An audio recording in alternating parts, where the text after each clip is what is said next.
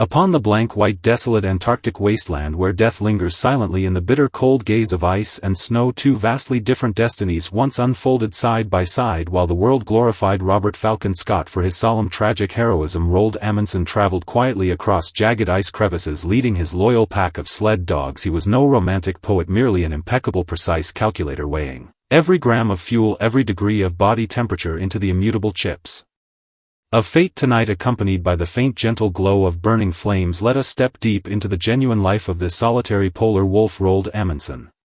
If human exploration possessed a definitive textbook, Roald Amundsen would undoubtedly stand as its coldest, wisest mentor. He never believed in meaningless miracles, trusting only the timeless survival wisdom of the Inuit people and flawless, uncompromising execution beneath the deathly silence of -40-degree temperatures. How did he retain unwavering rationality, and why did he choose quiet disappearance at the peak of his legendary career? Close your eyes and follow this soft voice drifting back 100 years into the tense, calculated battle waged upon the frozen Antarctic plains. Most legendary duels in exploration history end in devastating tragedy, yet Amundsen remained a rare exception. With almost ruthless rationality, he confronted the deepest hidden fear and chaotic darkness dwelling within the endless Antarctic polar night. Roald Amundsen's timeless tale is a prolonged wandering journey exploring inner order, restrained discipline, and the quiet search for ultimate belonging. Sink into the tranquil stillness of this late night and feel the calm, immutable strength flowing silently from the frozen northern edge of the world. Thousands of kilometers away from all human civilization, the frigid Antarctic ice sheet echoes only with the endless whistling of bitter icy winds. Two exploration teams, guided by entirely opposite philosophies, marched steadily toward the southernmost tip of the earth. While British explorer Scott penned his final desperate farewell letters amid brutal raging snowstorms, another expedition calmly sipped warm hot chocolate on their safe, uneventful return voyage. The Norwegian leader who first conquered the geographic South Pole was Roald Amundsen, a man devoid of the passionate fanfare and noisy glamour surrounding traditional heroic figures. Tonight, accompanied by the softly flickering glow of the hearth fire, we walk fully into the untold life of this remarkable soul. Through this tranquil tale meant only for quiet reflection, his entire existence resembled an exquisitely calculated blueprint stripped of redundant, sentimental lyricism, relying solely upon steady rational execution. Deep within the endless polar night, he gambled boldly across the boundaries of time, constructing his unique survival philosophy amid the persistent barking of loyal sled dogs. Humanity is always easily touched by heart-wrenching tragedy, yet frequently overlooks the cold glacier-like fortitude and profound loneliness hidden beneath extreme rationality. This chronicle transcends mere geographic conquest, unfolding as an intimate, spiritual journey, learning to build unshakable order within the inherent chaos of the natural world.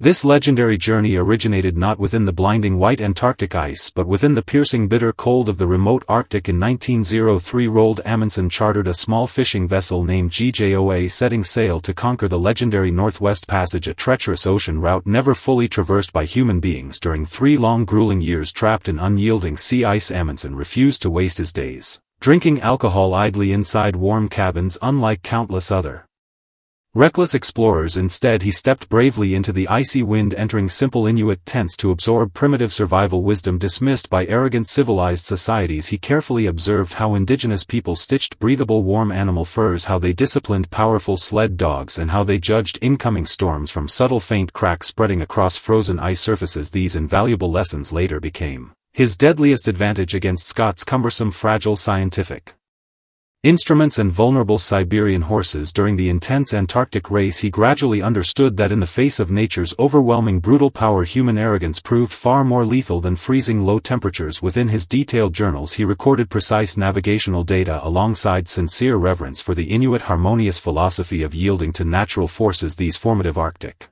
experiences engraved an unbreakable doctrine of precision deep into his soul, transcending the reckless mentality of an ordinary thrill-seeking adventurer. He reconstructed himself into an immaculate, polished master capable of surviving any brutal polar environment.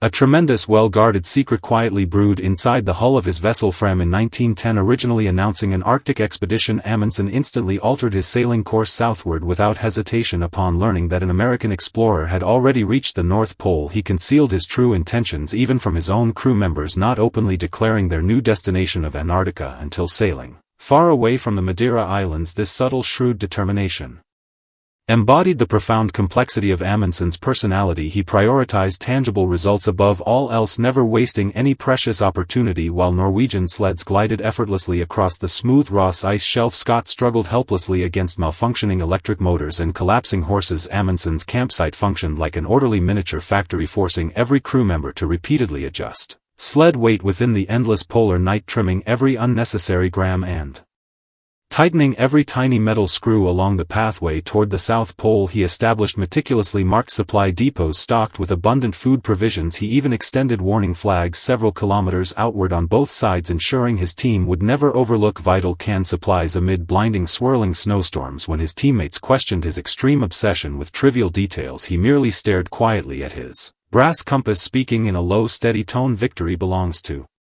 those who thoroughly prepare for every possibility, while failure inevitably falls upon those who neglect simple precautions.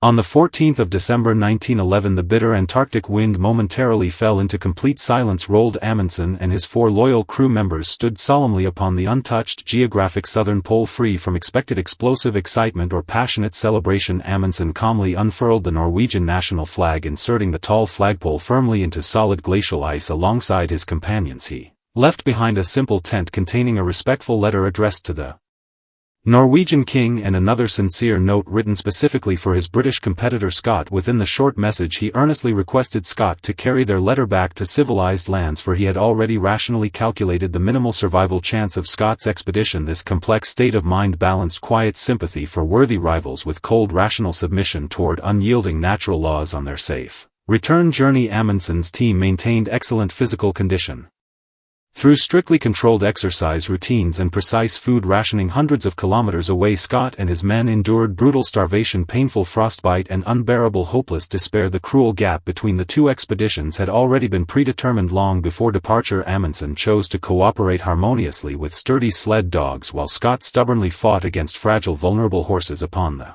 merciless ice sheet. Clear logic effortlessly defeated romantic poetry, and meticulous calculation overcame desperate prayer. When Amundsen safely led every crew member back to base camp, he simply enjoyed an ordinary peaceful dinner, as if completing nothing more than a routine scheduled journey.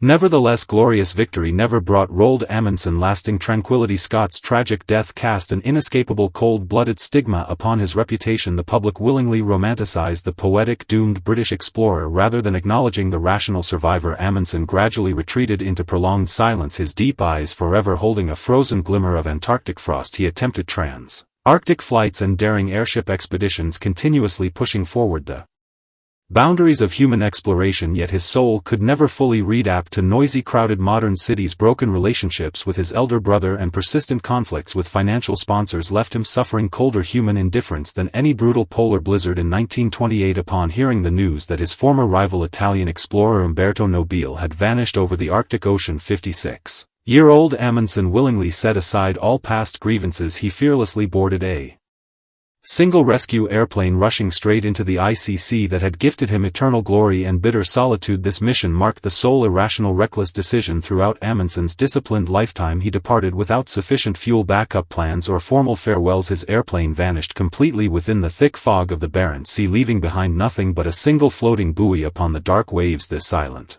fragment became the final symbol left behind by the Polar King.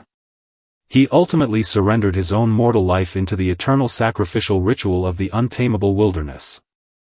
The legendary life of Roald Amundsen slowly concludes amid the rolling icy waves of the Barents Sea. Throughout his lifetime he relentlessly pursued absolute control over his surroundings, yet willingly surrendered his final destination to unpredictable raging storms. Human society habitually glorifies sentimental solemn tragedy while frequently overlooking the profound hidden affection concealed beneath rational calm. Amundsen's obsessive attention toward every supply depot and his gentle, thoughtful care for every sled dog represented a higher form of compassion toward all living beings. He broke through the Antarctic silence, yet never dared to arrogantly transcend the solemn majesty of nature. Now the night outside sinks into profound stillness, the distant frozen ice plain shimmering with cold, mesmerizing radiance beneath scattered starlight. Roald's timeless story reaches its quiet ending at last. He finally attained absolute tranquility within the boundless white wilderness. He Deeply cherished, a peace never granted to him during his restless lifetime. Release all anxious worries about an uncertain future and drift peacefully into slumber amid restrained perfect order. May your dreams shine as brilliantly and boundlessly as dancing polar auroras, and may your inner heart remain steady, profound and unshakable like slow surging ocean currents hidden beneath thick glacial ice. Good night and sweet eternal dreams.